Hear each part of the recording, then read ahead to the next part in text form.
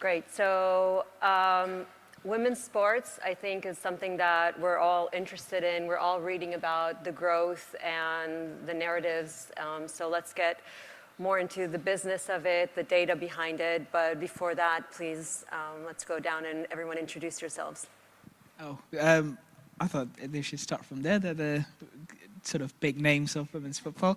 But I'm Shrey. I'm the Fan and Community Engagement Manager at Lewes FC. If you haven't heard of Lewes, we were the first club back in 2017 to have equal budgets between our men's and the women's team. We've been trying to, or striving to do, football the right way, especially when it comes to our women's team. But until last year, we played in the championship, but unfortunately, we got relegated to National League. And yep, I'm excited to be here along with, I think, Helen and Aidan have much more knowledge and experience than me, but yeah, thank you. I'm Helen Ward. I had a 22-year senior playing career, and then summer of 2023 landed myself a job as a general manager at Watford, which was a surprise to me more than anyone. Learned a lot in that year and a bit, and just recently had a change in title. I won't say promotion, but a change in title to head of women's football. So even more learning on that front. And yeah, every day's a school day. I'm Aidan. I'm a general manager at West Ham. Started off as a coach in the women's game back in 2009. Helped a couple of clubs write their WSL licences right at the beginning in 2010. And then got the opportunity to come back into women's football as a GM in 2020. So I've been at the club sort of, well, started 3 days before lockdown, which was interesting. Great. I'm going to start, our topic of conversation is really the fandoms and the different fans and the women's sports. And I can say that anecdotally, right, I do go to a lot of women's sports, and I think we're going to focus on women's football, just the nature. And it is a different fandom, right? So you do go to a women's game, and whether it be at Lewes or at Arsenal Women's, it's a different fan base that you go. If you go to rugby, if you go to cricket, you go to the women's game, you see it anecdotally. I can tell the difference. But since we're here talking about data, what can you share in terms of the types of fans that you're seeing, any comparisons that you have that to the fans that go to the men's game?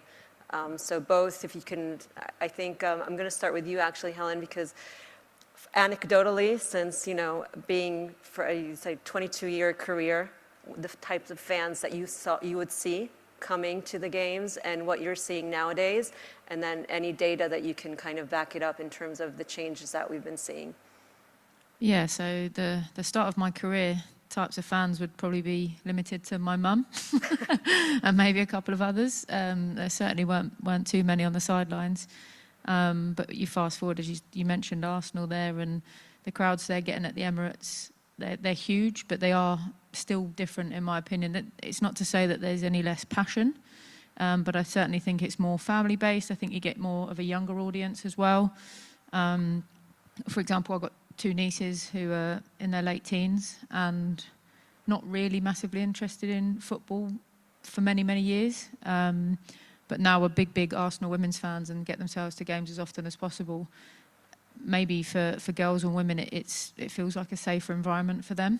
And I certainly feel there's more of a community feel. And I know sometimes you have to protect the players and their welfare is paramount importance, but you still do get that engagement at the end of games, whether it's autographs, selfies, that kind of thing. And I know it's becoming a little bit more difficult now with the bigger crowds, but I still think that's a really important part of certainly women's football, and I imagine many women's sports, is that fan engagement, whether it's on social media, whether it's in person.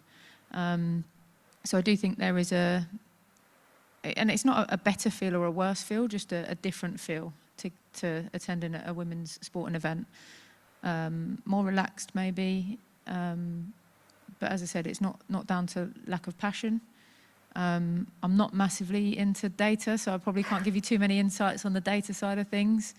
But I certainly think that if I was to take an educated guess, you'd probably do quite well to sell family packages and deals with tickets that include adults and kids at a cheaper price or something along those lines. I'd imagine goes a long way. I think you're more likely to go with your friends and sort of younger groups Yeah. maybe attending. But as I say, I'm not huge on the data side, which is probably a bit ironic being at a data talks event.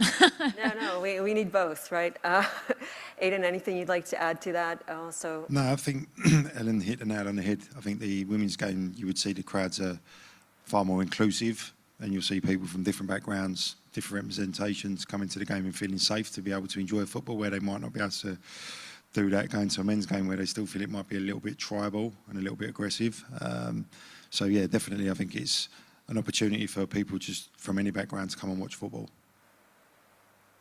Shrey, what are you guys seeing at Lewes, I think, which is probably a little different in terms of the way the team was set up and the fan base that you guys started building? Yeah, I think to touch base on like what Helen said, the women's game's growing so massively. Like within the last 3 years, the growth has been incredible in terms of number of people coming in, the new audiences that are coming in. Like I think the first season when I was at Lewes, like if we split into percentage, we had like 25% tickets were like children tickets. But now last year that number's gone down to 19%, but our overall average attendances have grown up. So in whole numbers, there are more children coming into the game, but the split has moved slightly towards adults as well. And that just shows that people who are young adults are like, even men coming with their friends to watch a women's game, not because it's like not something to prove where, oh, I'm going to a women's game, but they're actually coming in to watch the game, which I think has transformed quite a lot. And I think that's something that's going to keep evolving. And we as clubs need to sort of like stay with the touch and stay sort of to figure out where we are going with our fan bases, understanding our fan bases, which has been quite a revelation. Like we get a lot of different sources of fans. Like some come in, we started following our men's team because they play in non-league, and non-league football is quite attractive when you get sort of tired out of Premier League, and then they switch to the women's team. Or some just come in because of our equality sort of aspect. So it's about understanding and how we can provide that journey for each individual fan. So I think that's evolved quite massively. And even in my 3 years at Lewes, like it's just constantly changed, even every 2 months, not even seasons. So I think that's a great thing to see that it's growing, but also it always keeps you on your toes. So let's touch a little bit on the growth. I think we all saw probably around the Euros and the success of the Lionesses kind of a large increase and large growth in terms of attendance and maybe media visibility around that. And the challenge is now to sustain it. So I'm going to pose this question to each of you, and whatever information you can divulge and explain, how can we sustain this growth in the attendance for women's sports, for the women's football teams, especially when some of the clubs don't have the stars of the Lionesses playing for them? Signing a lioness, I would say. Yeah, no, we've looked at it ourselves. Obviously the immediate impact was those teams packed with the Lionesses, when they came to town, the gates went through the roof. And you can see that the impact that the players themselves and how they've changed and how their lives sort of blown up with the fame. Even the kids that want to come and watch West Ham or want to come and see Mary Earps or Alessia Russo, Chloe Kelly. So when those teams come, it's been good for us because obviously it's increased the gates significantly. Unfortunately, when the likes of Leicester or Brighton have come, we've not had the similar impact. So there's been the positives of that, but it's trying to obviously try and get that engagement consistently. So, you know, we can nearly sell out when Arsenal come, but when a lower end team that doesn't have a lioness and we don't have a lioness, then obviously that does impact. I think it's just trying to keep the visibility out there of the game, you know, and keep it in the forefront of everybody's minds. And I think one of those things is scheduling. And I don't know if I'm speaking out of turn here a little bit, but sometimes I find the scheduling of the league with the lower numbers in the league, you could have one home game a month. Now that's not really, it's consistent, but it's consistently too far apart. If you go to a game and you love it, you want to know when the next one is, and if it's not for another 4 or 5 weeks, it's really difficult to keep that momentum. So I think scheduling would be really important, which is obviously something that clubs don't have any control over. But I think it's just trying to put yourself out there as much as possible, keep that visibility high. When you do get the bigger attendances, what can you do other than have a lioness come to play?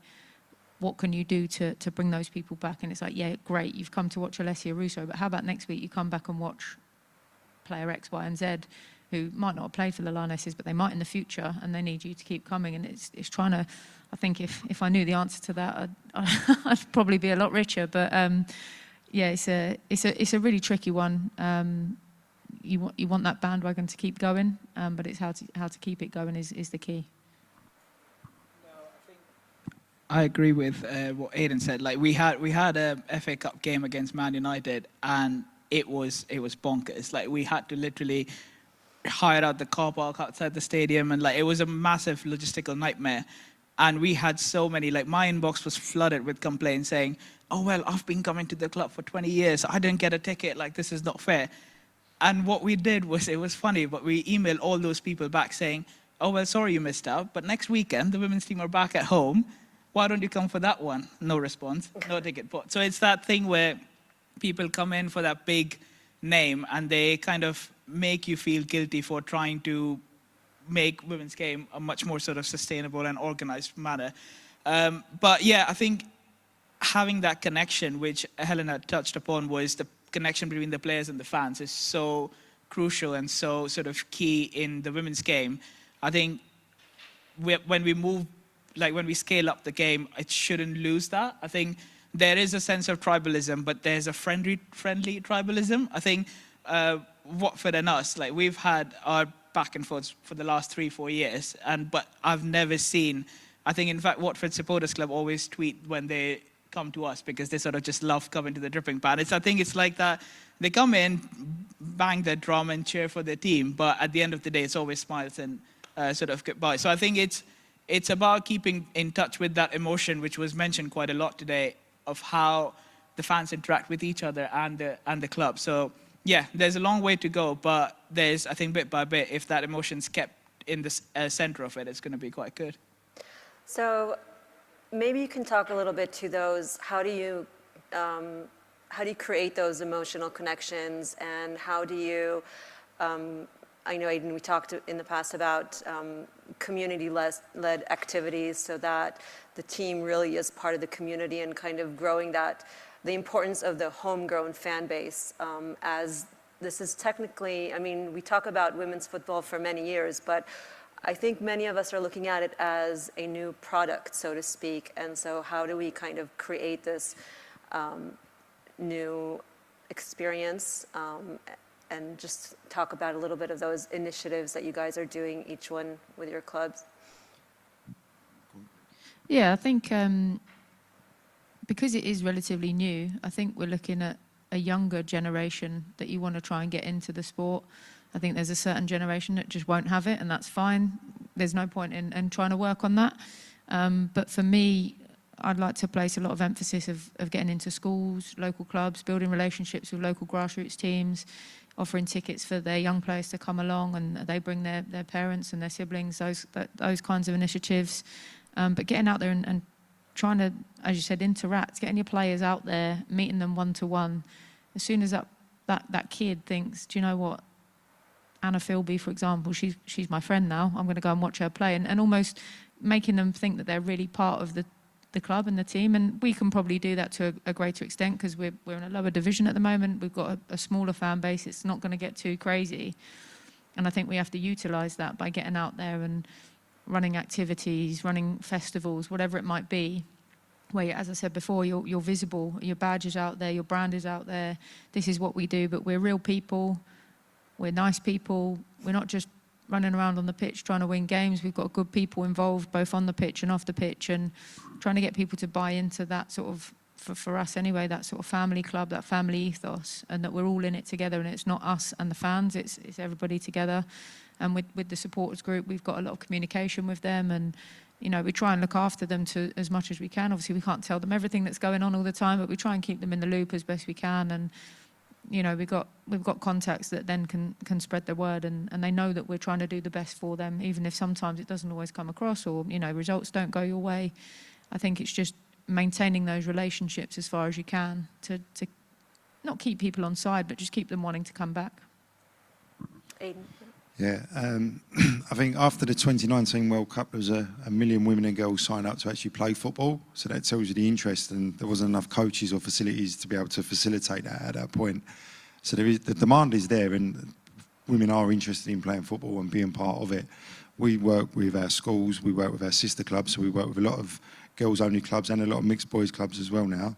And then we do fan activities and engagement where some players will go and visit the clubs. We'll have host some of the teams at the training ground. Sometimes we'll use some of our players. Some of the men's players will come and talk to the girls themselves. And we've seen a significant increase in participation as well. So within our programs, we have about 500 girls per week in a coaching program at some form of level suitable to their ability locally at the moment. So we know that's starting, and then we're starting to see a slow transition of those then coming into games as well. One of the issues that we do face is that the women's game predominantly is played on a Sunday, and that's when fixture days are for the young people that are playing. So we try and put our kick-offs back to as late as possible for 3 p.m. to get as many of our sister clubs there as possible. But we do see the significant impacts of teams that will play in the afternoons can't make the games. So that was something that's slightly different to the men's game, where predominantly, traditionally, it was Saturday at 3 o'clock. You could go and watch your men's team, and then you could all go and play on a Sunday. So there's different ways that we're trying to get around that at the moment as well. Yeah, I think in our case, because Lewes as a town is really small, so like it's just got a population of 17,000. So our glass ceiling, which we've spoken about before, is really low. But what we try to do, and like we try to go to schools to do school assemblies where we take players up and they speak to a group of 40 to 50 kids who then on a Sunday run up to the player and said, "Oh, you were at my school the other day." So I think that connection is really key. Also being a small town, I think that's now become a disadvantage for us, because until last year we were full-time and all our players lived in Lewes. So they would walk around and they would get recognized on the street. They would have conversations with fans while they were doing grocery shopping, which is, in a weird way, such a niche thing to have. You can just go to a waitress and see your favorite footballer buying milk or whatever, and you can have a chat with them.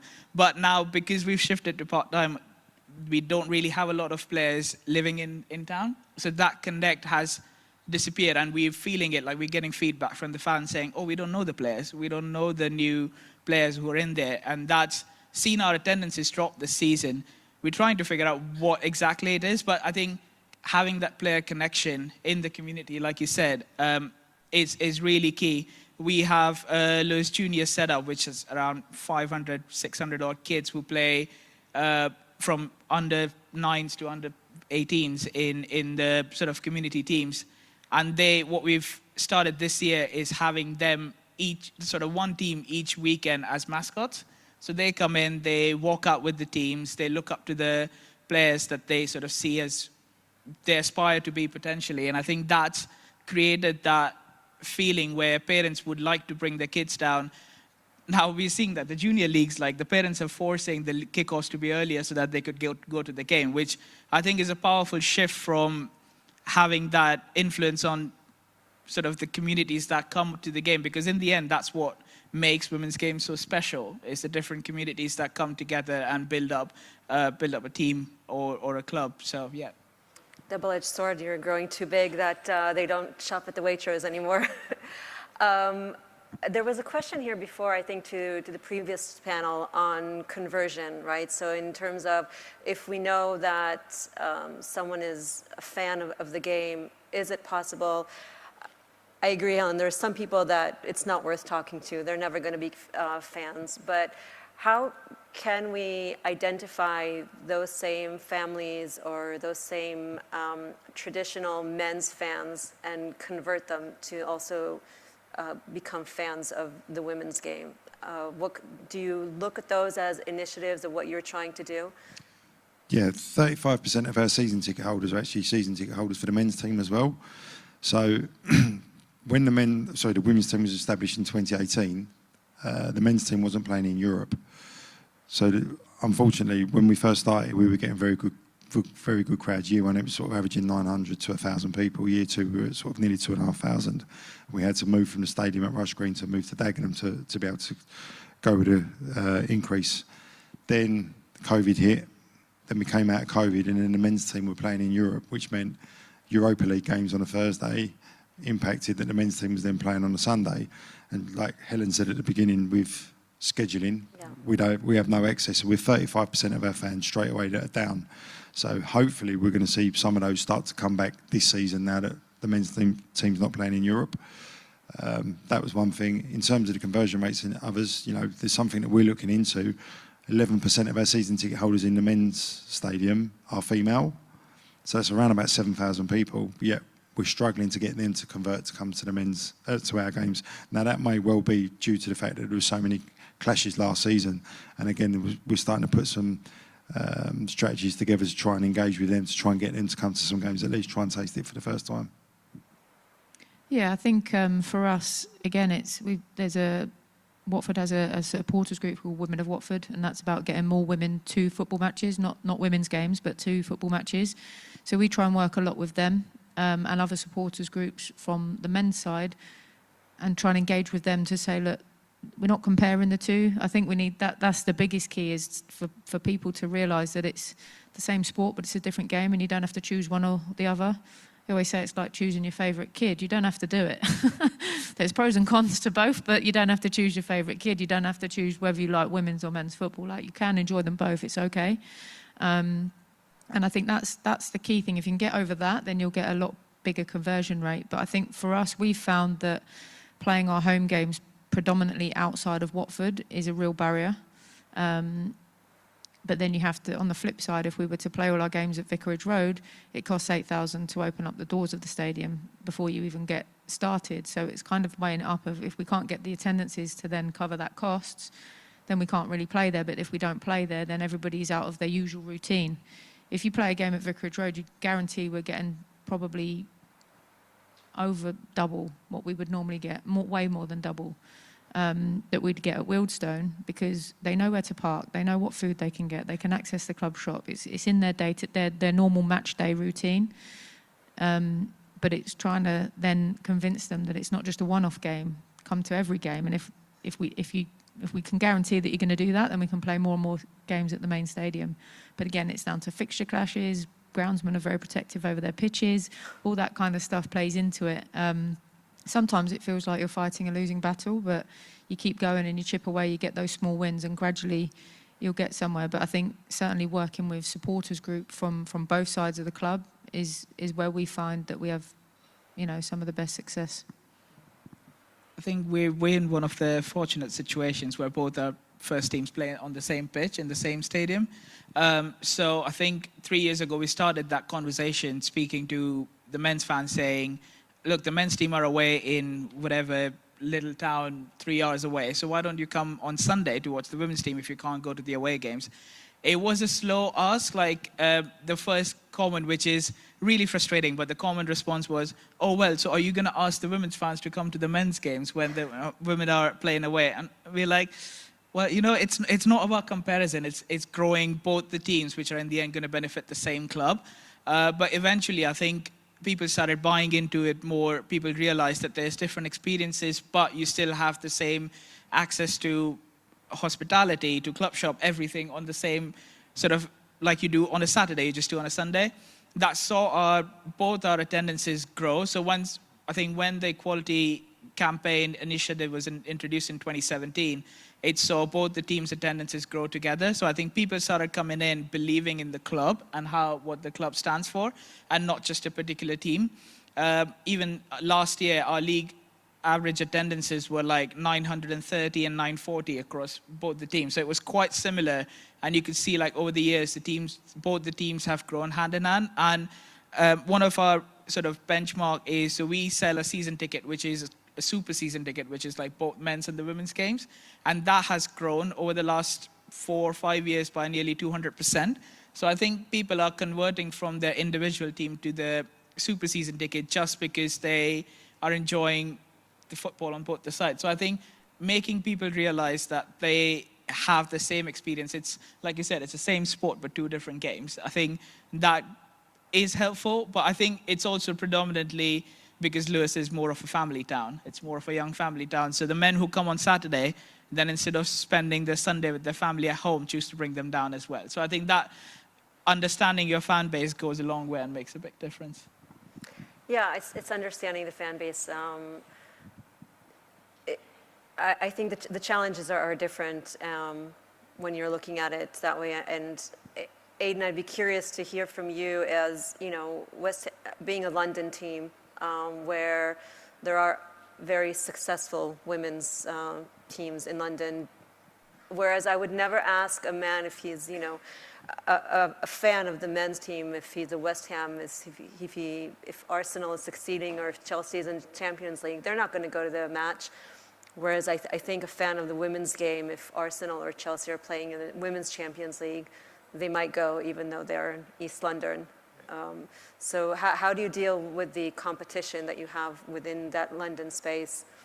I think each club has its own fan base anyway because they're affiliated from growing up with a family. But I think Arsenal have probably hit the nail on the head and managed to get the majority of the new fans coming into the women's game and want to experience it.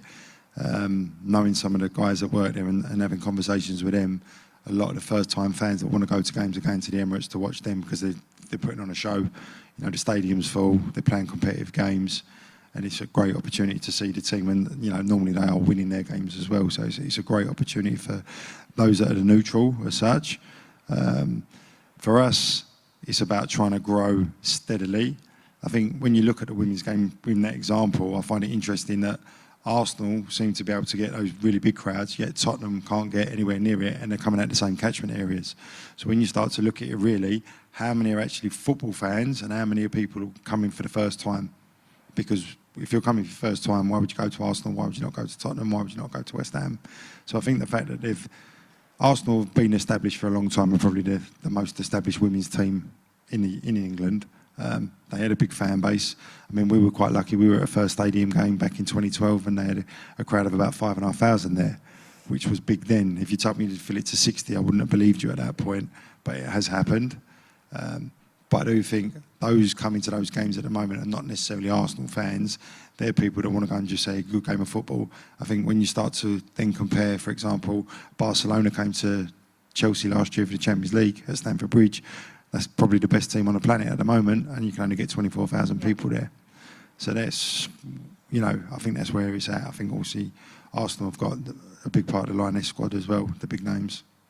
That's an interesting, and it leads me to the question about some of the things we talked about this morning in terms of fan engagement above the attendance, right? Is like, how do you engage with fans through, whether it be through social media, through brand activations, and how do you reach the fans that are not necessarily there on match day, and what kind of story are you telling, and those strategies and those methods to engage with fans. Please, Helen. Yeah, I was actually looking at our social media numbers the other day, and we actually stack up really, really well, which is great, but it's really frustrating that doesn't then translate into attendances on a weekend. But I think we're about third. If we were still in the Championship, our numbers are about third. You know, and there's some pretty big teams in there. But I think it's just, I'm lucky that we work very closely with the media and comms department at the club. They cover both men's and women's teams, the same group of staff. And they're as enthusiastic as what they do with us as they do with the men's, and that's not always the case and hasn't always been the case at many clubs. So we're always trying to come up with new ways of engaging. We've come up with a new podcast recently where that can then be chopped up and used on social media as well as a long form, trying to get fans to know the players a little bit more, a bit like what I spoke about before, where people can get to know the players and the staff and feel like they're really part of it. And that was, you know, one of the ways we're trying to do that. And then we hope that can then turn into those attendances and grabbing more people for games. But I mean, going back to Arsenal, I was fortunate to play there for a year and a half in 2009, 2010. And I just think they've always led the way with how they promote their women's side. It's always been a big part of the club from, you know, the really early days, and that was before social media, but it was always part of it. They were always in the men's match day programme. There was always talk of the women. I trained at the training ground, which I don't think any other club probably in the country did at that time. Okay, it was still in the evenings, but we were at the training ground. We got all the kit. A lot of that was down to Vic Akers and his role between the two. But I think they've always led the way. And where in recent season they haven't necessarily led the way on the pitch, winning league after league like they used to, but still with that fan engagement and that they've got a core group of hardcore fans, and it's a big group that support Arsenal, and that's it. It's not I support Arsenal men, I support Arsenal women. I think there are a lot that probably do just support the women, but a big chunk of Arsenal fans are Arsenal fans, and I think that's where they lead the way. And I think for clubs now, they're starting to realise, right, we have to be together in this. Although it is two different teams, it's two different games, we are one club, and that's how you then try and get the crossover between the two sides. And is it the same with you, or are you doing different social media strategies for the women's and the men's? I think on the sort of face of it, it's same. It's pretty much sort of similar in terms of we want to connect the players with the fans. I think because that's been, in the last 2 seasons, that's got the highest engagement when we look back at the analytics. But in a way, it's that thing where I think in women's football, it's still so raw that there's no definite blueprint of what's right and what's wrong. And maybe Arsenal are probably the club which are most likely getting it right in terms of social media or in-person engagement. And I think that's why we're trying to figure out what's working, what's not. And the problem is, I think, with each club, there's different challenges, there's different issues. So, for example, for us, our comms manager unfortunately left us at the end of the last season. So at the moment, there's the comms department, the social media department is just amongst 3 different people who are chipping in.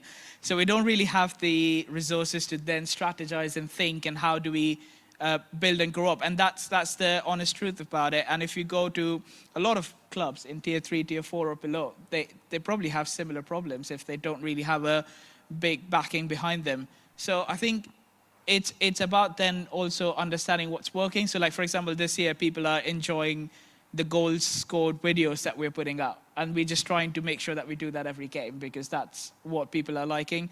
And having those little tweaks in how you're introducing your players, which makes a bit of difference. I think one interesting thing we've realized is on the men's side, your on-pitch performance dictates your social media engagement. So if the team does bad, it's going to be filled with negative comments. It's going to be comments like sack the board, sack the manager straight away. But on the women's side, it's more empathetic and supportive. So it's more of, we're going to be in this journey together. So I think on the women's side, the fan engagement is more about being in that journey, in that process together with the team and the players rather than focusing on an individual game or result. That's interesting. Aidan, are you guys finding it the same, that the type of engagement is different on each side? Yeah, there is, and we've done quite a bit of sort of content together as well now. So things like kit launches and stuff are male and female joined up. With, for example, Vivian Assay that plays for our team, and then our fiancée Ariola went to school together back in Paris. So we did quite a bit of content around there. So there's strategies that we'll use where we'll try and join up, and there's strategies that we'll use that we try and keep independent. So, for example, we try and tell the stories of the players. We've got young girls that are studying their A-levels and scoring goals in Conti Cup quarterfinals with their first touch in their first ever game, to mothers coming back into the game and having to run off the pitch to breastfeed their child to then get back on the pitch. So we've got a whole plethora of different stories that we can promote and show that women can be professional athletes regardless of what stage of their life they're at, and anyone from any background can do that as well. We're really trying to push the fact that Essex and East London, particularly East London, is one of the most diverse parts of the UK, and we want our team to reflect that as well. So now even sometimes when we're trying to look at the different populations that are in Essex and East London, can we find players for those national teams that can help us grow that fan base as well? So this summer when we lost Mackenzie, we signed Kinga, and we've got a massive Polish community in East Essex and East London, and straight away we're getting requests from all these clubs. Can Kinga come and do appearances at our club? So there's a different way for us as well to try and engage within the community. I love that, the story of from A-level to maternity leave, telling the stories. We have a few minutes left. I don't know if there's any questions, and I think if anybody has a friend who's looking for a comms director at Lewes, then maybe something. Any questions from anyone? Yes. Can we just maybe get a microphone out there?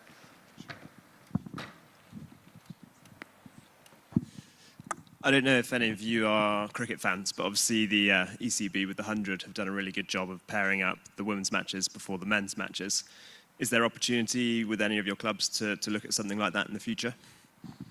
It's something we've looked at. Logistically, for us, it's a bit of a problem because we don't own the stadium. So that's a big impact on our women's team, period. I know other clubs have tried it. I think they've found logistical issues of getting fans in and out of the ground. Spurs did it, I think it was the back end of last season, and they managed to do it, but the men's team lost, so most people stormed straight out of the stadium in a bad mood anyway. So there are ways that they're looking to do it, but logistically with pitches, turnarounds and stuff like that, that's a question that they're looking at, is how do you have the turnover of tickets and getting fans out from one game to another, depending on how many tickets you're going to sell.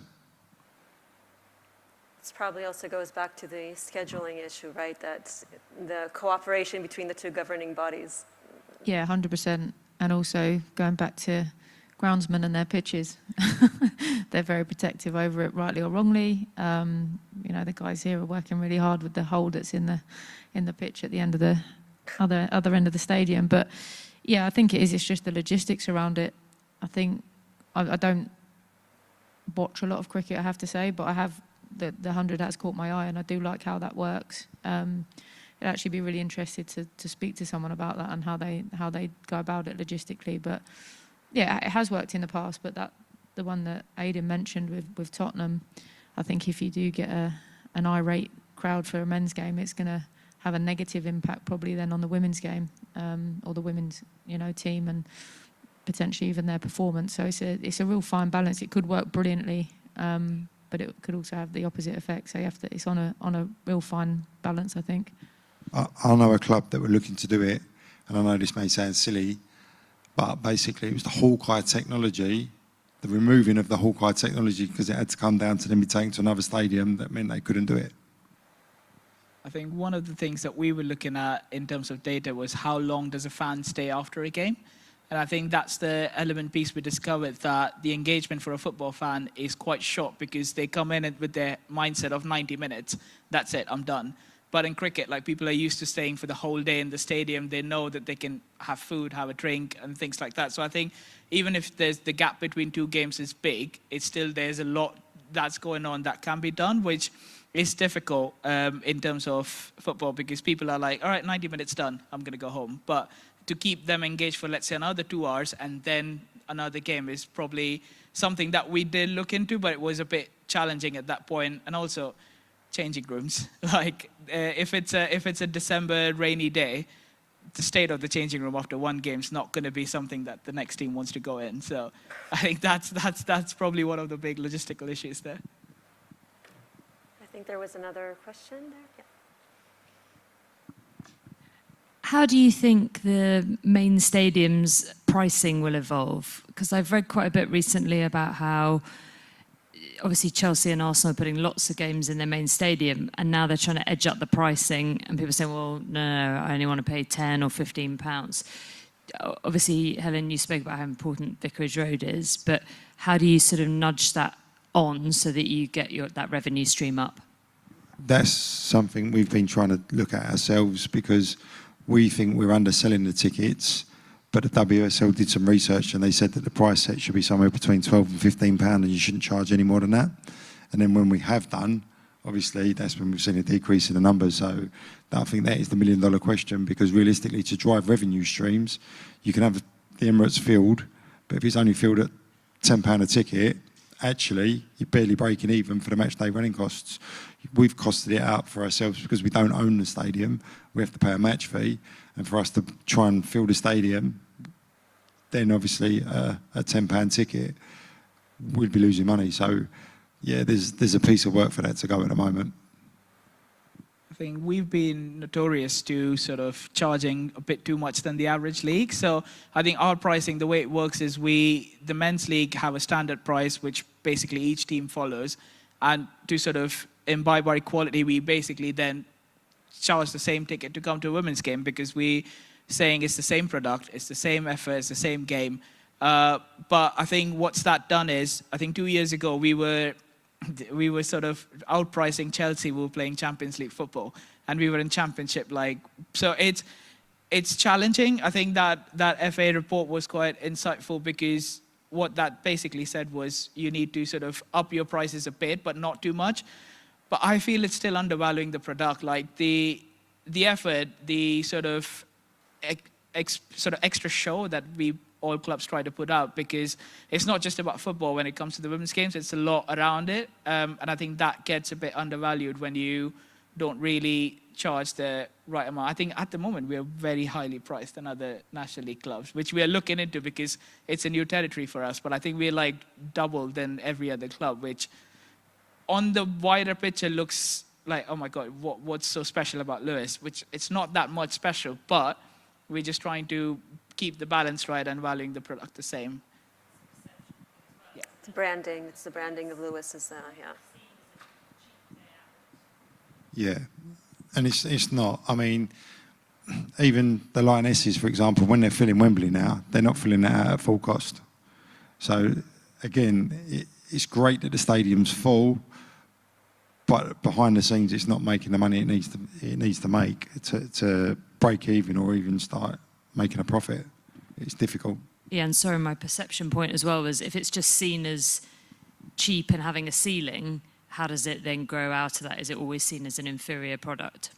Not a question, just an observation. Yeah, no, I think it's a fair point, and that's something that where it's interesting. I think their season ticket price is probably treble ours, but they sell good numbers, in all fairness to them. So actually they're probably making more money out of their season tickets, even though they sell slightly less than what we do, and they're probably treble the price of ours. So it's agreed, it's something we looked at. Our director of ticketing believed that when we first started as a club, the prices we put out were far too cheap, and it was actually underselling the product, period. And then trying to get it back up to where it should be is difficult. But I think that is the misconception at the moment in this country. And I think for me, it's probably a cultural piece, because if you look in America, you can charge $25, $30, $50 for a ticket to a game out there. So I think there's a cultural piece, and I think it's probably going to be another generation before we start to see it. Like I said, 10 years ago, I was a part of a stadium game that was 5,000 people. Now you're getting 60,000 people. I think in 10 years, 15 years' time, then I think people will, but it's a long time to wait, but I think it will happen. It's just when it becomes culturally accepted. Yeah, and I think once you've had something for free, you're reluctant to then pay for it, or for very, cheap price. So that generation of fans, you're right, will be more reluctant to then pay more and more. But I think also the ticket prices in men's football in this country, some of them are ridiculously high. So there's that big gap, whereas you go somewhere like Germany, where the ticketing is, I believe, if I could be wrong, but they're at a set price across the league in the Bundesliga, is that right? Don't know if I've got that right or not, but it's fairly lowly priced in comparison to some of the ticket prices I hear about in the Premier League here. And that big difference, we're never going to get to or I don't even want to get to the point where we're charging £90 to £100 for a ticket for a women's game. I don't think we need to get there. But it is, like you said, it's that cultural piece of what you're used to paying, and then that's suddenly changing. Nobody likes a bill going up at home. It's the same with things that you pay for day to day, especially with the cost of living. I think it's with everything, right? It's how much are people willing to pay at the end of the day. I think we saw that just recently with the men's and Aston Villa with the Champions League, right? That they overpriced it. There was a fan revolt, so they lowered the price. So you don't want that to happen, but it's a, regular inflation plus how much are people willing to pay, and kind of be conscious of who the fans are, and as with every pricing model on every product. Anyone else? Okay, great. Thank you very much for this very interesting conversation. And Palmer, would you like to come up and closing remarks? Thank you.